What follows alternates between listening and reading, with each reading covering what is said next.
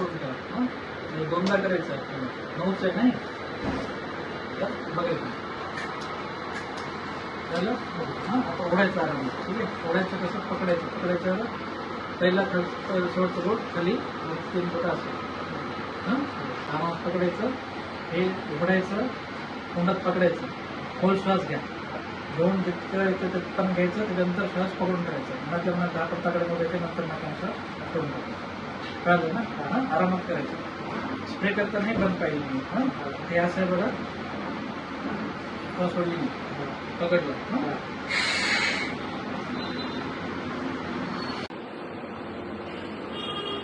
2-3 वेळा करायचं. करा तो करून टाका. पकडायचं. हे आरामात हे अंगठा आणि शेवटचं बोट खाली घ्या.